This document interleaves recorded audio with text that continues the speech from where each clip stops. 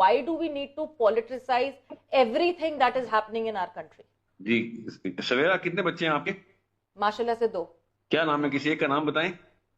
زاویار and Inaya. Inaya, okay, الحمدللہ، اللہ ان کو سلامت رکھے.